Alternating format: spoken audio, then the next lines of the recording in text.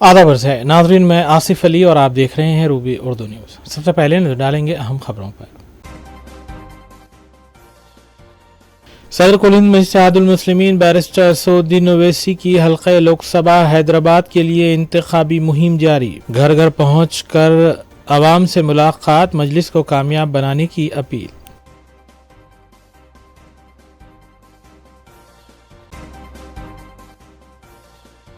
तेलंगाना कांग्रेस हुकूमत अपने वादों को पूरा करने में नाकाम, बहुत जल्द अवाम सबक सिखाएगी, साबिक़ वज़ीर आला के चंद्रशेखर राव ने किया दावा।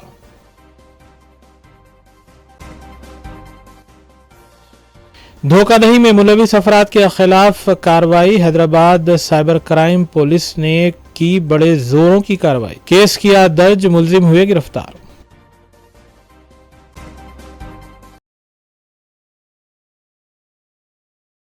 देखते हैं खबरों की तफसील। कुल इत्तेहादुल मुस्लिमीन के सदर और हैदराबाद पार्लिमानी हल्क़े हैदराबाद के मजलिसी उम्मीदवार बैरिस्टर असदुद्दीन ओवैसी की जानिब से इंतखाबी मुहिम का सिलसिला जारी है।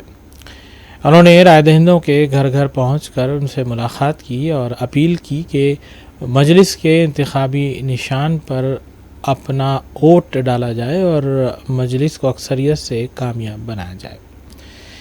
असदुद्दीन ओवैसी और इंतखाबी मुहिम से जुड़ी खबरों पर एक नज़र डालेंगे। मजलिस के सदर व रुकन पार्लियामेंट हैदराबाद बैरिस्टर असदुद्दीन ओवैसी की इंतखाबी मुहिम जारी है। हफ्ते की सुबह सदर मजलिस ने हल्के बहादुरपुरा के फलकनुमा अलजुवेल कॉलोनी और उसके आसपास के इलाकों का दौरा किया। बैरिस्टर ओवैसी ने राय दहिंदों से घर घर जाकर मुलाकात की और मजलिस को कामयाब बनाने की अपील की। बैरिस्टर ओवैसी ने जुमे के दिन हल्के बहादुरपुरा के मुख्तलिफ इलाकों का दौरा किया था और हफ्ते को बैरिस्टर ओवैसी ने फलकनुमा का दौरा किया। मुकामी अवाम की तरफ से सदर मजलिस का वालेहाना इस्तकबाल किया गया। बैरिस्टर ओवैसी की इंतखाबी मुहिम के दौरान अवाम में गैर मामूली जोश खरोश देखा गया। जगह जगह सदर मजलिस की गुलपोशी की गई।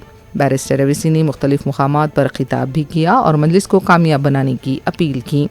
इस मौके पर हल्के बहादुरपुरा के रुकन असम्बली मोहम्मद मुबीन के अलावा मुतल्लिका कॉरपोरेटर्स भी मौजूद थे।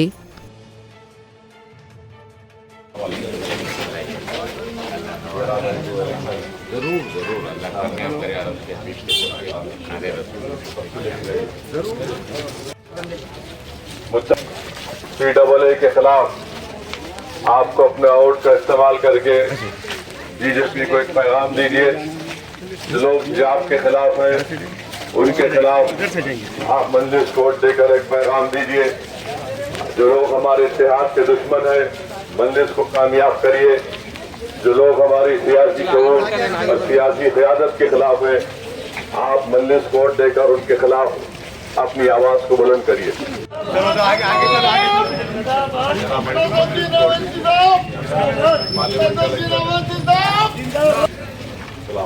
ख्याल रखिए, 13 मई को पार्लियामेंट का इलेक्शन है, पतंग वोट दीजिए, कामयाब करिए भाई। पतंग का निशान है, पार्लियामेंट का इलेक्शन है, अपनी जमात को कामयाब करिए आप। अस्सलाम वालेकुम मेरी भाई, अस्सलाम वालेकुम। पतंग का निशान मुर्शिदाबाद के रखे, 13 मई को इलेक्शन है।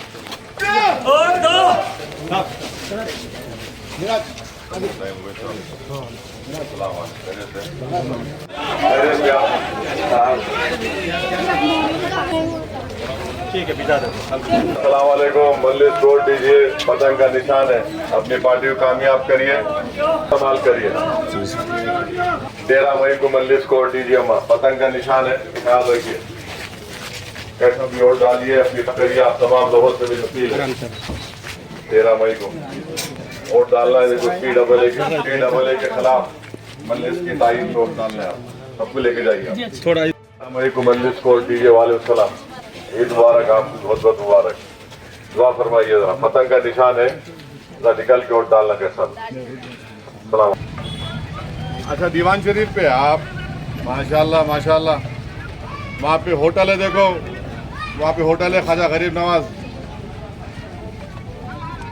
हाँ, वहाँ जाके उनको ओनर को सलाम बोलो मेरा। बिल्कुल बिल्कुल, सबको सलाम बोलो भाई। तो दुआ करते रहो, पूरे लोगों को फोन जरा बैठ के व्हाट्सएप पे कॉलिंग करो, जरा सबको बोलो।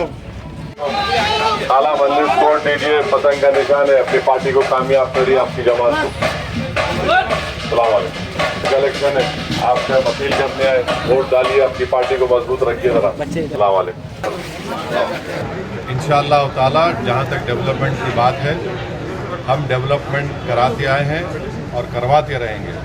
अभी आप देख रहे हैं कि जब हैदराबाद में आज से 4 साल पहले डिल्यूज आया था, तो जिस इलाके में आज हम पदयात्रा किए वो तकरीबन इलाका पानी में था, मगर पूरे सिटी में आप GHMC के लोगों से पूछिए, सबसे पहले नाला वाइडनिंग का कहीं काम हुआ यहाँ पर हुआ। चंद्रायन गुट्टे में तो उससे पहले अकबरुद्दीन ओवैसी कराए थे। हम लोग यहाँ की जनता का शुक्रगुजार हूँ, और आगे बढ़कर अपने घर को दिए और बड़ा नाला हम यहाँ पर तामीर किए। अभी भी आगे 2-3 बिट्स बाकी हैं, तो डेवलपमेंट के ऊपर कोई कॉम्प्रोमाइज़ MIM ने कभी किया ना करेंगे। और फिर नए चीफ मिनिस्टर को हमने उनसे रिक्वेस्ट किया था, रेवंत रेड्डी से, कि आप जो है ओल्ड सिटी में जो एक लाइन मेट्रो का रुका हुआ है, पूरा काम तो मेट्रो का ओल्ड सिटी में आ गया, सिर्फ एक लाइन जुबली बस स्टैंड से फलकनुमा का, तो वो खुद आए चीफ मिनिस्टर, आकर उसका फाउंडेशन स्टोन डाले। और फिर वो लोग एक एयरपोर्ट लाइन बना रहे हैं जो नागोल से LB नगर से, तो हमने उनसे रिक्वेस्ट की कि आप चंद्रायन गुट्टा पर उसका स्टेशन बनाइए। वो 3rd स्टेशन होगा, फिर यहाँ से मैलारदोपल्ली से जहाँ पर फिर एयरपोर्ट जाएगी। तो रोड वाइडनिंग के लिए भी मैं चीफ मिनिस्टर से मिलकर 200 करोड़ रुपये रोड वाइडनिंग के मंजूर कराया हूँ, सिर्फ 4 इलाकों के लिए। 200 करोड़ में काम शुरू हुआ है, उसको एक्चुअली चाहिए कम से कम 800 करोड़। 200 करोड़ में तो अब चेक्स जारी हो गए। तो ये डेवलपमेंट के ऊपर कोई कॉम्प्रोमाइज़ MIM पार्टी ने नहीं किया, और हम हर जगह पर बिला लिहाज मज़ो मिल्लत डेवलपमेंट का काम MIM पार्टी करवाती आई है और करवा कर रही है। नरेंद्र मोदी ने भी कहा था कि लिबास देखकर पहचाने, उनका भाषण है। तो लिबास से नफरत है, मेरी दाढ़ी से नफरत है, टोपी से नफरत है, हिजाब से नफरत है, मेरे खाने से नफरत है, तो आपको मेरी वजूद से नफरत है। मगर हैदराबाद की आवाम नफरत को कामयाब नहीं करेगी, मोहब्बत को कामयाब करेगी।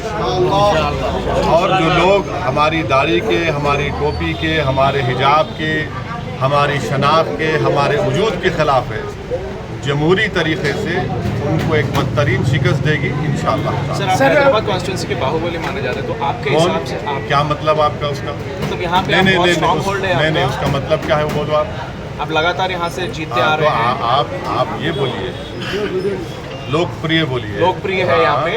आप बोलिए, लोगों को हम लोग आवाम हमारे को पसंद करती है, हमारे ये लफ्ज़ इस्तेमाल मत करिए हमारे बारे में। सॉरी सर, आप अपोजिशन किसको मानते हैं सर आपके खिलाफ जो यहाँ पे? देखिए, इलेक्शन जब आप लड़ते हैं, आपके खिलाफ जो भी कैंडिडेट रहता है, आप उनके खिलाफ इलेक्शन लड़ते हैं और आपको जीतना है।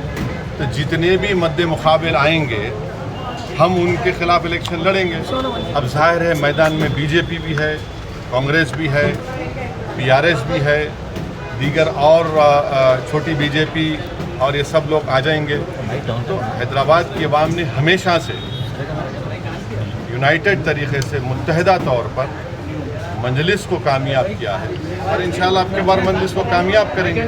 और जैसा कि अभी आपने सवाल किया था कि हम आवाम से अपील कर रहे हैदराबाद की कि CAA कानून के ख़िलाफ़ आप वोट दीजिए, महंगाई के ख़िलाफ़ आप वोट दीजिए, नौजवान जो बेरोज़गारी उसका मुकद्दर बन गया, उनके रोज़गार नहीं मिला, उसके ख़िलाफ़ वोट दीजिए।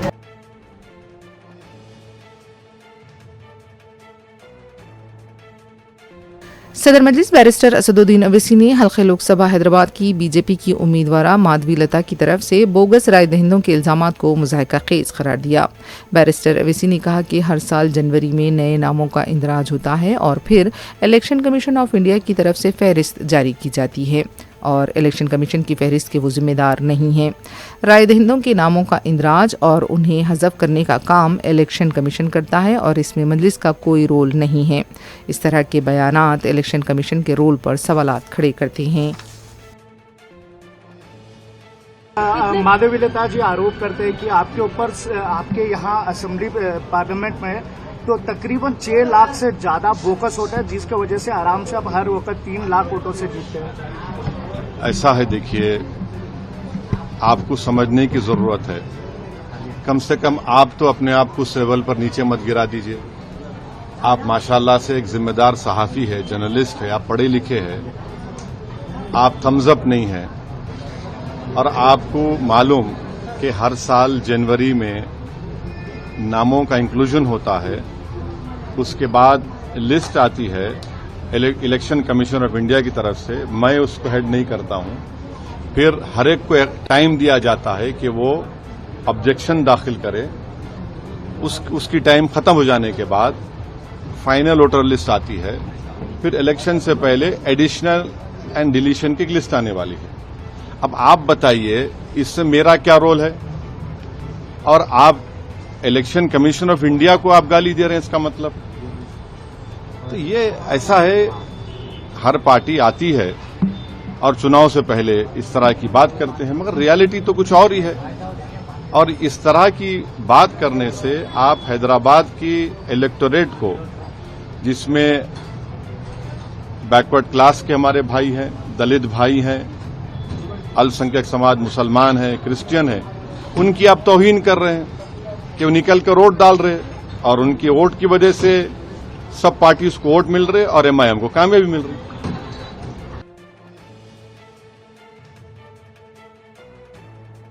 सदर मजलिस व रुकन पार्लियामेंट हैदराबाद बैरिस्टर असदुद्दीन ओवैसी ने वाज़ेह किया है कि रियासत तेलंगाना में हमारी किसी के साथ भी कोई इंतखाबी मुफाहिमत नहीं है।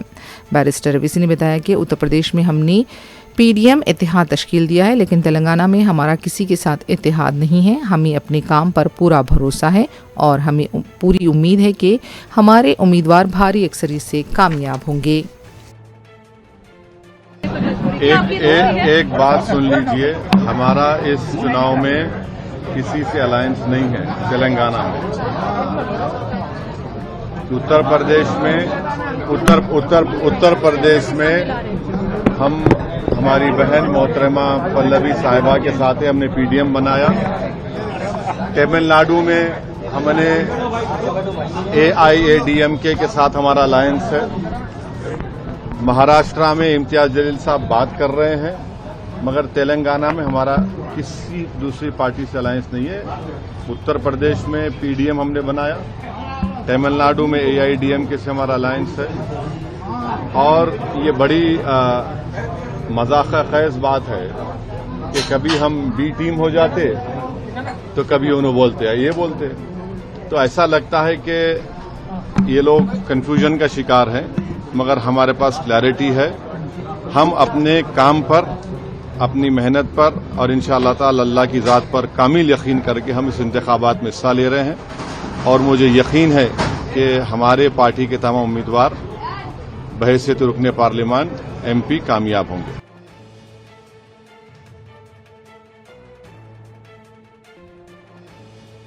सदर मजलिस बैरिस्टर ओवैसी ने कहा कि बीजेपी ने शहरियत तरमीमी कानून सीएए गैर दस्तूरी बनाया है।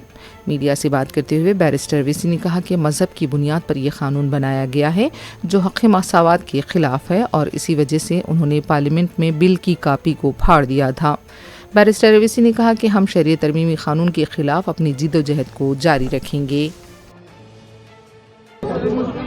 बीजेपी ने सीएए का अनकॉन्स्टिट्यूशनल कानून बनाया है और रिलीजन की बुनियाद पर बनाया गया है जो राइट टू इक्वालिटी के खिलाफ है।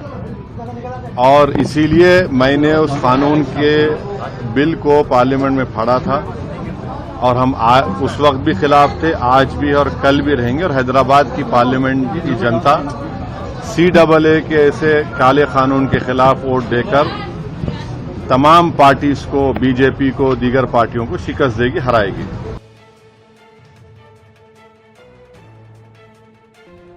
इसराइल और ईरान के सफर को लेकर वजारत खारिजा की तरफ से जारी की गई एडवाइजरी पर सदर मजलिस व रुकन पार्लियामेंट हैदराबाद बैरिस्टर असदुद्दीन ओवैसी ने कहा, हिंदुस्तान और इसराइल की हुकूमत ने मुआहिदा किया था कि जिसके बाद 6000 वर्कर्स को इसराइल भेजा गया। अब हुकूमत ने एडवाइजरी जारी की है। वज़ीर-ए-आज़म को फौरी 6000 हिंदुस्तानी शहरियों को इसराइल से वापस लाना चाहिए। गवर्नमेंट ऑफ इंडिया ने खुद गवर्नमेंट ऑफ इसराइल से और गवर्नमेंट ऑफ इंडिया जो है मिलकर उन्होंने एक एग्रीमेंट साइन किया। नरेंद्र मोदी ने और इसराइल के प्राइम मिनिस्टर के साथ, और उन्होंने गवर्नमेंट टू गवर्नमेंट ये वहां पर यहां से इंडिया से वो लोग एम्प्लॉयज को लेके जा रहे हैं। मैं ये आपसे पूछना चाह रहा हूं कि जब गवर्नमेंट नरेंद्र मोदी की है तो वो इजरायली गवर्नमेंट से उनसे कॉन्ट्रैक्ट करके उनसे मंजूरी लेकर आप भारत से 6,000 इंडियन वर्कर्स ऑलरेडी इजराइल जा चुके हैं और आप एडवाइजरी देते हैं कि भाई अपना ख्याल रखिए। आप 6,000 भारत के नागरिकों को मौत के मुंह में भेजकर आप एडवाइजरी दे रहे हैं। ये किस तरह की इंसानियत है नरेंद्र मोदी सरकार की? आप फौरन नरेंद्र मोदी उन 6,000 भारत के सिटीजन्स को वापस बुलाइए। इजराइल की हुकूमत फलस्तीनियों के खिलाफ एक जेनोसाइड कर रही है। 30,000 लोग मारे गए। दुनिया में किसी भी वॉर में इतने बच्चे नहीं मारे गए जो मासूम 12, 14, 15,000 बच्चे मर गए वहां पर। और इजराइल जुल्म कर रहा है इंटरनेशनल कोर्ट ऑफ जस्टिस में, उसको वो जेनोसाइड कर रहा है। यूएन की रिपोर्ट है। तो हम भारत के प्रधानमंत्री से ये डिमांड करते हैं कि आप की गवर्नमेंट, इजराइल की गवर्नमेंट से मिलकर 6,000 भारतीय नागरिकों को आपने भिजाया, क्यों भिजाया? फौरन उनको बुलाइए वापस आप, और किसी को मत भिजाइए वहां। उनको आप मौत के कुएं में भेज रहे हैं, उनको आप, उनकी जान को खतरा है। तो ये कैसे सरकार खुद फैसिलिटेट करके भिजा रही है और एडवाइजरी दे रही है?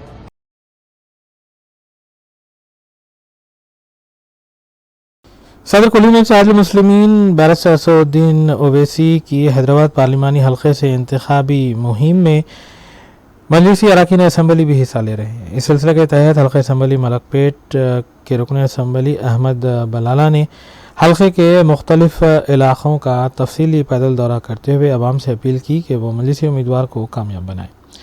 उन्होंने छावनी डिवीज़न के इलाक़ाजात महराज होटल लेन, बाग़ जहारा, रिलायंस टावर 82 बस स्टॉप के अलावा नवाब भाई होटल, जामा मस्जिद, बाग़ जहारा और मदीना सप्लाइंग कंपनी लेन का तफसीली दौरा किया। इस मौके पर उनके हमरा मजलिसी कॉरपोरेटर्स और सरगर्म ऐसी कारकुन भी मौजूद थे।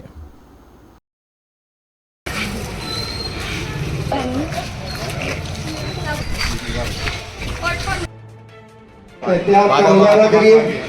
13 मई को खतर के निशान के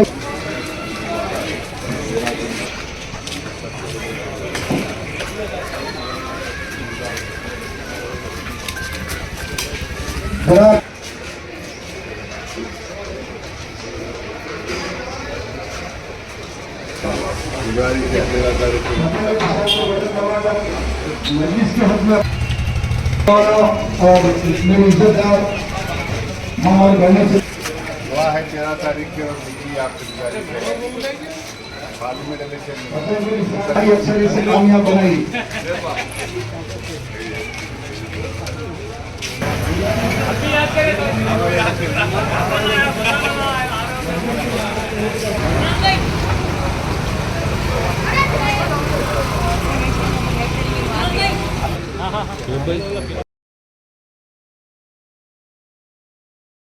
साबिक़ तेलंगाना के चंद्रशेखर राव ने दावा किया है कि अवाम लोकसभा इंतखाबात में कांग्रेस को नकारेगी और बीआरएस पार्टी को 14 से ज़ायद नशिस्तें हासिल होगी। और उन्होंने कहा कि कांग्रेस हुकूमत अपने वादे और ज़मानतें पूरे करने में नाकाम हो चुकी है। नाज़रीन, इस खबर के साथ दीगर सियासी खबरों पर भी नज़र डालेंगे। सदर बीआरएस और साबिक़ वज़ीर-ए-आला तेलंगाना के चंद्रशेखर राव ने पार्लिमानी इंतखाबात की इंतखाबी मुहिम का आगाज़ चिबड़ला से किया। उन्होंने बताया कि बीआरएस अपने साबिक़ हुकूमत के 10 साल दौर की कारकर्दगी की बुनियाद पर पार्लिमानी इंतखाबात का सामना करते हुए 15 नशिस्तों पर कामयाबी हासिल करेगी और दोबारा अपना मकाम हासिल करेगी। उन्होंने बताया कि कांग्रेस ने अवाम से बड़े वादे किए हैं, ताहम मामूली वोटों के फ़र्क से इक़्तिदार तो हासिल कर लिया, लेकिन यह हुकूमत अवाम से वादे पूरे करने की बजाय खुद ब खुद ख़त्म हो जाएगी। इस पर प्रजा आशीर्वाद जलसे आम को बीआरएस उम्मीदवार और साबिक़ वज़रा ने भी मुखातिब किया। రాష్ట్రం వచ్చిన కొత్తలో చాలా ఇబ్బందికర పరిస్థితులు ఉండేవి. కరెంటు కోతలు, కాలిపోయే మోటార్లు, పేలిపోయే ట్రాన్స్ఫార్మర్లు, అందని సాగునీళ్లు మంచినీళ్లు చాలా ఇబ్బందులలో తెలంగాణ రైతాంగం చెట్టుకోవలు గుట్టకోవలు ఉన్నటువంటి పరిస్థితి ఉండేది. దాన్ని నివారించాలని కోడి రెక్కల కింద తన పిల్లలను కాపాడుకున్నట్టు రైతాంగాన్ని మనం కాపాడుకున్నాం. ఒక పాలసీ పెట్టుకున్నాం. రైతు కులం లేదు, ఎవరికి భూమి ఉంటే వాళ్ళు రైతు. అన్ని వర్గాలలో రైతులు ఉంటారు. అందుకోసం వాళ్ళని కాపాడాలని, గ్రామాలు పట్టుకొమ్మలు కావాలని పట్టుబట్టి ఒక 5 పథకాలు పెట్టి, ప్రపంచంలోనే ఎక్కలేనటువంటి పథకాలు పెట్టి రైతాంగాన్ని కాపాడుకున్నాం. రైతు బంధు దేశంలోనే మొట్టమొదటిసారి ఎకరానికి 10,000 రూపాయలు ఇచ్చేటువంటి రైతు బంధు కార్యక్రమాన్ని తీసుకున్నాం. 24 గంటలు రెప్పపాటు పోకుండా, మోటార్ కాలకుండా, ట్రాన్స్ఫార్మర్ కాలకుండా ఉండే విధంగా నాణ్యమైన కరెంటు సరఫరా చేసుకున్నాం. రైతు చనిపోతే, ఒక గుంట భూమి ఉన్న రైతు చనిపోయినా ఆయనకు 5 లక్షల బీమా వారం 10 రోజుల్లో వచ్చేటట్టు ఏర్పాటు చేసుకున్నాం. అదేవిధంగా రైతుల పంట మొత్తం ప్రభుత్వమే కొనుగోలు చేసి నేరుగా వాళ్ళ బ్యాంకులలో రైతు బంధు వచ్చే విధంగా చేసుకున్నాం. అదేవిధంగా ఇట్లాంటి కార్యక్రమాలతోని రైతులలో ఒక ధీమా, ఒక ఆత్మవిశ్వాసం కల్పించగలిగినాం. అంబేద్కర్ గారు, వెనుకబడిన తరగతుల గురించి పోరాటం చేసిన జ్యోతిబా పూలే గారు చూపించిన మార్గంలో గత 70 ఏళ్లలో లేనటువంటి 1100 గురుకుల పాఠశాలలు, వాటన్నిటిని జూనియర్ కాలేజీలుగా మార్చుకున్నాం. అవన్నీ కూడా మీ కళ్ళ ముందర ఉన్నాయి. కులము మతం లేకుండా దళితుల కోసం, గిరిజనుల కోసం, ముస్లిం వర్గాల కోసం, పేద వర్గాల కోసం, బలహీన వర్గాల కోసం 1100 రెసిడెన్షియల్ జూనియర్ కళాశాలలు ఈ రాష్ట్రంలో పెట్టుకున్నాం. దళిత బిడ్డలు, బీసీ బిడ్డలు, ఓసీ బిడ్డలలో కూడా నిరుపేదలు, గిరిజన బిడ్డలు ఎవరు కూడా విదేశాలకు పోయి చదువుకుందామంటే 20 లక్షల రూపాయల ఓవర్సీస్ స్కాలర్షిప్ ఇచ్చుకున్నాం. साबिक बिहार रुकन असम्बली जीवन रेड्डी ने मीडिया से बात करते हुए कांग्रेस हुकूमत पर इल्ज़ाम आयद किया कि कांग्रेस ने धान की खरीदी में फी कुंटल 1450 रुपये की धांधली की है, इसकी तहकीकात होनी चाहिए। उन्होंने कांग्रेस और दलाला रेवंत रेड्डी पर तनकीद करते हुए बताया कि कांग्रेस की 6 जमानतें सिर्फ धोखे के सिवा कुछ और नहीं है। उन्होंने दावा किया कि अवाम पार्लिमानी इंतखाबात में कांग्रेस को सबक सिखाएगी और दोबारा BRS के हक में अपने वोट का इस्तेमाल करें, क्योंकि BRS ने 24 घंटे बरक़ी और घर घर पानी की सरबराही को मुमकिन बनाया है, जबकि कांग्रेस के दौर इक़्तिदार में पानी की क़िल्लत हो चुकी है। కాబట్టి నేనేమంటున్నానంటే బ్రహ్మాండంగా ఒక్కటే చెప్తా ఉన్నా, ఈడీ సిబిఐ వెంటనే ఈ కేసును తీసుకోవాలా, మోటా కింద తీసుకోవాలా. బీజేపీ నాయకులందరూ నోరు తెరాలా. రఘునందన్ బాగా మాట్లాడతాడు, దీన్ని మాట్లాడతాడు. బండి సంజయ్ మాట్లాడతాడు, బాగా అరగంట గంట మాట్లాడతాడు. కిషన్, నాకు ఒక డౌట్ ఉంది. జాతీయ పార్టీలు కదా ఎట్లనా మరి, బడేబాయ్ అన్నాడు కదా ఆదిలాబాద్లో, అప్పటి నుంచి చోటేబాయ్ అంతా పనిచేసింది. మాట్లాడు, బడేబాయ్ మాషా అల్లా, చోటేబాయ్ సుబాన్ అల్లా, చోటేబాయిలు అంతా పనిచేసిరు. వీళ్ళకేమైనా వాటా పోయిందా? ఈ 1450 కోట్లు తెలంగాణ రాష్ట్ర ప్రజల రక్తం చెంట దేశంలోని కాంగ్రెస్ పార్టీని నడిపించడానికి ఈ ప్రాంతం నుంచి RRR ట్యాక్స్ కింద, రేవంత్ రెడ్డి ట్యాక్స్, రాహుల్ ట్యాక్స్ కింద కేంద్ర ప్రభుత్వానికి డబ్బులు పోతా ఉన్నాయి. కేంద్ర ప్రభుత్వంతో పాటు కేంద్రంలో ఉన్న కాంగ్రెస్ జాతీయ పార్టీకి కూడా కొద్దిగా పంచుకున్నట్టు నాకు అనిపిస్తుంది. దీన్ని ఎవరు స్పందన చెప్పాలా? మేము బీ టీం అయితే మొన్న అరవింద్ని ఓడించేది ఎవరు? అంతకుముందు కిషన్ రెడ్డిని ఓడించింది ఎవరు? మధ్యలో బండి సంజయ్ని ఓడించింది ఎవరు? ఇవాళ బీజేపీ నాయకులందరూ ఓడించి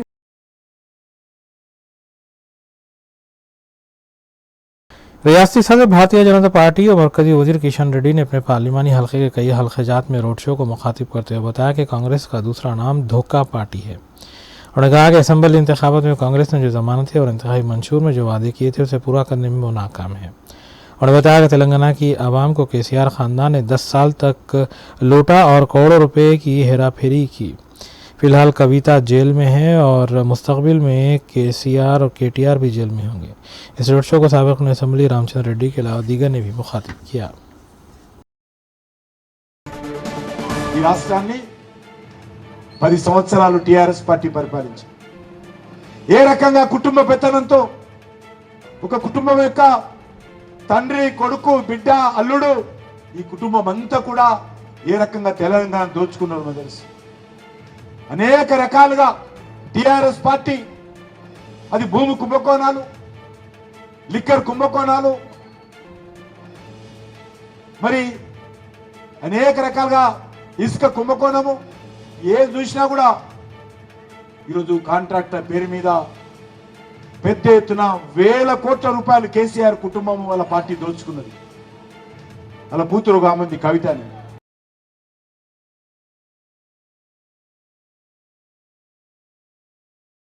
नायब सदर तेलंगाना कांग्रेस पार्टी जी निरंजन इलेक्शन कमीशन से मुतालबा किया है कि हैदराबाद पार्लियामेंट नशिस्त के इंतखाब में रायदही के SI स्लिप्स पुलिस की निगरानी में तकसीम करें और कांग्रेस उम्मीदवार को भी बीजेपी उम्मीदवार M लता की तरह वाई जुमरे की सिक्योरिटी फराहम करे, क्योंकि रायदही पर नज़र रखने के अलावा CCTV कैमरे भी नस्ब किए जाएँ। जी निरंजन ने पार्टी वर्कर्स से कहा कि वो मीडिया और पार्टी कायदीन की जानिब से असदुद्दीन ओवैसी के खिलाफ कांग्रेस उम्मीदवार खड़ा न करने और कमज़ोर उम्मीदवार मैदान में उतारने की बात को मुस्तरद किया है और कहा कि कांग्रेस आला कमान 1-2 रोज़ में ताकतवर उम्मीदवार के नाम का ऐलान करेगी। మజ్లిస్కు వ్యతిరేకంగా బీజేపీ మాట్లాడుతున్న మాటలు కానీ చేష్టలు కానీ అది కేవలం మజ్లిస్ను పటిష్టం చేయాలనే ఉద్దేశంతో బీజేపీ చేస్తున్నటువంటి ప్రయత్నాలుగా మీ దృష్టికి తీసుకొస్తా ఉన్నాను. అమిత్ షా గారు 4% రద్దు చేస్తామని చెప్పటం కానీ, ఇతరత్రా మైనార్టీలకు వ్యతిరేకంగా మాట్లాడటం కానీ అది కేవలం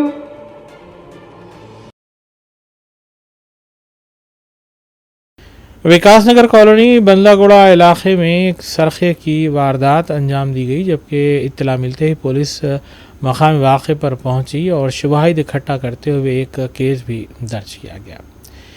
नाज़रीन, इस खबर के साथ दीगर जराइम की खबरों पर तफसीली नजर डालेंगे। राजेंद्र नगर इलाके के पुलिस स्टेशन हुदूद में वाक़ बंदलागुड़े विकासनगर कॉलोनी में सारिकों ने कुफल चिकनी के जरिए सरखे की वारदात अंजाम दी। नवीन नामी ताजिर के घर से 12 तोले के तिलाई जेवरात, चांदी के जेवरात और 25,000 रुपये रकम का सरखा कर लिया गया। बताया गया है कि मकान मालिक अपने अफराद ख़ानदान के हमरा पूजा के लिए गए हुए थे और जब वापस लौटे तो घर का दरवाजे का कुफल टूटा हुआ था और अंदर भी सामान बिखरा पड़ा था। इत्तला मिलते ही पुलिस क्लूज टीम और फिंगरप्रिंट्स टीम के साथ वहां पहुंच गई। इस सिलसिले में केस दर्ज कर लिया गया है, मजीद तहकीकात जारी हैं।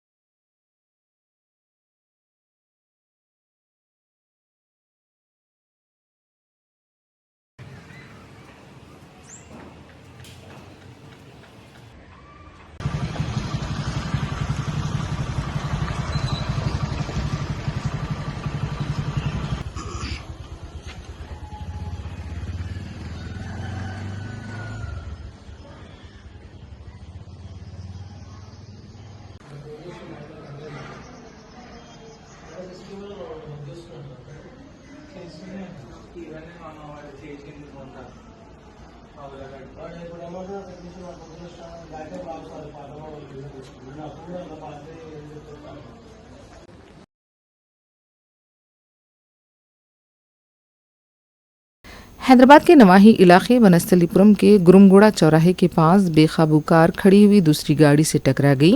इस हादसे में 2 अफराद मुकाम में वाक़े पर ही हलाक हो गए, जबकि 3 ज़ख्मी बताए गए हैं।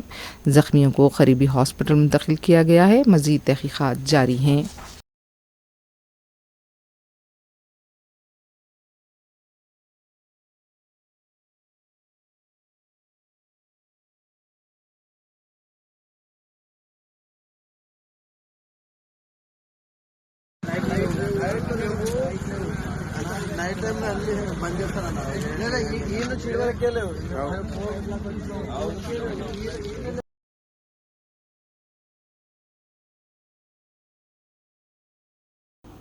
Cyber crime police Hyderabad city ने एक मतलूब मुलजिम को हिरासत में लिया, जिसकी शिनाख्त 34 साला वी स्वामी वल्द एम गंगन्ना की हैसियत से की गई है, जो यूसुफगुड़ा का साकिन और ज़िले अनंतपुर का मुतवत्तिन बताया गया है।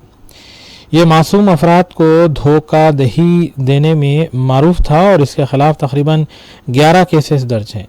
ये कैटरिंग बॉय सप्लाई करने के बहाने आवाम को धोखा दिया करता था। रच्चाकोंडा कमिश्नरेट साइबराबाद के अलावा हैदराबाद कमिश्नरेट भी इसके खिलाफ केसेस दर्ज हैं।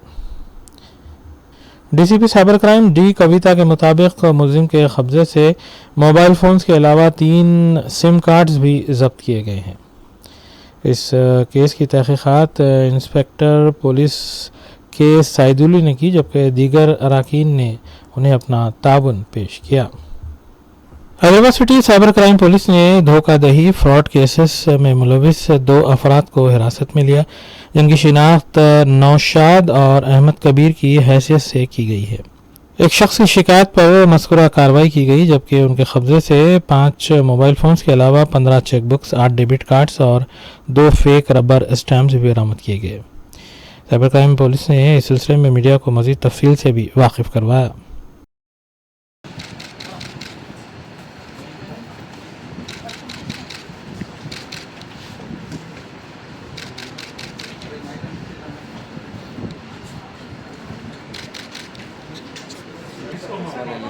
दो केसेस में 3 अक्यूज को गिरफ्तार किया। एक केस इन्वेस्टमेंट फ्रॉड का है, ये 9,40,000 का इन्वेस्टमेंट फ्रॉड केस है। इसमें नौशाद और कबीर बोल के 2 अक्यूज को गिरफ्तार किया गया।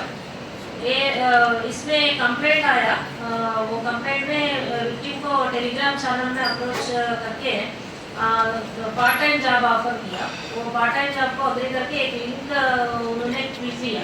लिंक क्लिक करने के बाद वो ग्रुप में ऐड हो गया और उसने टास्क दिया, लाइक या शेयर या सब्सक्राइब करने वाला टास्क दिया। टास्क करने के बाद उनको पैसा मिला, रिटर्न्स भी आया। तो एनकरेज होके उसने इन्वेस्टमेंट, वो लोग इन्वेस्टमेंट भी कर सकते हैं आप बोल के प्रमोट करके पूरा इनसे इनिशियली इन्वेस्टमेंट के लिए रिटर्न्स भी दे दिए। रिटर्न्स के बाद पूरा रिटर्न्स आ रहे हैं बोल के वो लोग 9,44,000 इन्वेस्टमेंट करने के बाद पूरा रिटर्न्स ब्लॉक हो गए। तब पता चला ये फ्रॉड बोल के वो आके कंप्लेंट दिए। इसके ऊपर एक केस हमने बुक किए, क्राइम नंबर 109 ऑफ 2024 एक case cyber crime PS Hyderabad में बुक करके हमारा टीम मटमराज इंस्पेक्टर बोल के इंस्पेक्टर है और उनका एसआई उमा और वो टीम पूरा वर्कआउट करके केरला जाके इसमें इन्वेस्टिगेट करके पूरा 10 डेज केरला में ही इन्वेस्टिगेशन करके मेन अक्यूज नौशाद और कबीर को अरेस्ट करे। इसमें हम सीजर्स भी किया, 5 मोबाइल फोन्स और चेकबुक्स और डेबिट कार्ड्स और रबर स्टैम्प्स भी हमने सीज किया। आवाम लोग को ये मन में रखना है कि ऐसा ऑफर्स जो भी इन्वेस्टमेंट बोल के या पार्ट टाइम बोल के कोई ऑफर आने से तो उसमें बिलीव मत करना है। वो लोगों को थोड़ा होशियारी से सोच के इन्वेस्ट करना है और कोई भी पार्ट टाइम जॉब ऑफर करने वाले पैसा नहीं मांगते, ये मन में रखना है। ये केस है, इसमें पूरा लोग हमारा टीम पूरा टेक्निकली वर्कआउट करके मेहनत करके इनको डिपेंड किया। ये गुड वर्क है। और दूसरा केस कैटरिंग बोल के सर्विसेज ऑफर करता है बोल के नंबर्स पूरा पब्लिक फोरम में लिख के रखते हैं। वो नंबर देख के बॉयज़ जो लोग कैटरिंग करने में इंटरेस्ट है वो लोग अप्रोच करते हैं और कैटरिंग सर्विसेज देने वाले भी कांटेक्ट करते हैं। ऐसा हमारे कंप्लेनेंट भी इनको कॉल किया, उनका रिसेप्शन पार्टी था ब्राइड ग्रूम का, रिसेप्शन के लिए इनको बुलाया। 13 आदमी को भेजने के लिए अग्रीमेंट हुआ, ईच आदमी को 550 रुपीज़ पे करना है। इसमें पूरा 7,150 रुपीज़ उनको पेमेंट देना है। पूरा प्रोग्राम होने के बाद जब पेमेंट करने का समय आया, ये कैटरिंग पर्सन बोला है ये मुंडूर स्वामी बोल के मेन अक्यूज है, ये क्या बोल रहा है 15,000 देना है, क्योंकि आपने बॉयज़ को ज़्यादा टाइम रखे इसलिए 7,000 नहीं 15,000 चाहिए बोल के डिमांड किया। जब मना किया तो उसने उनका फ़ोन नंबर ब्राइड रूम का और उनका बीवी का और पूरा फैमिली का नंबर्स भी लेके पब्लिक प्लेसेस में, मेट्रो वाला वॉशरूम्स में और फेसबुक पेजेस में, प्रॉस्टिट्यूशन वाला पेजेस में लगा के वो फोटोज़ और वीडियोस भी ये कंप्लेनेंट को शेयर कर रहा था। शेयर करके अमाउंट डिमांड किया। इसके ऊपर हमने FIR बुक करें 865/24 करके एक क्राइम नंबर में FIR करके हमारा टीम साइरिलो इंस्पेक्टर और प्रसेन रेड्डी SI और उनका साई तेजस्वी SI और नरेश कुमार ये टीम पूरा वर्कआउट करके इनको कल शाम को इनको पकड़े हम मेट्रो स्टेशन के बाजू में इनको रिमांड किया गया। इसके बाद हम 2 मोबाइल्स और 3 सिम कार्ड्स भी सीज किया। ये पर्सन पूरा 11 केसेस में वांटेड अक्यूज है। राचकोंडा हैदराबाद और हमारा हैदराबाद कमिश्नरेट में भी इनको अरेस्ट करके भेज दिया। आखिर में देखते हैं सुर्खियां एक बार फिर। सदर कुल हिंद इत्तेहादुल मुस्लिमीन बैरिस्टर असदुद्दीन ओवैसी की हल्का लोकसभा हैदराबाद के लिए इंतखाबी मुहिम जारी। घर घर पहुंचकर अवाम से मुलाकात, मजलिस को कामयाब बनाने की अपील।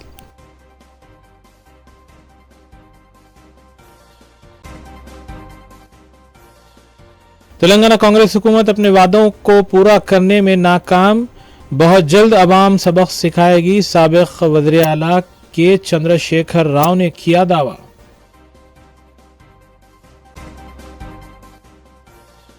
धोखाधड़ी में मुलविस अफराद के खिलाफ कार्रवाई, हैदराबाद साइबर क्राइम पुलिस ने की बड़े जोरों की कार्रवाई, केस किया दर्ज, मुलजिम हुए गिरफ्तार।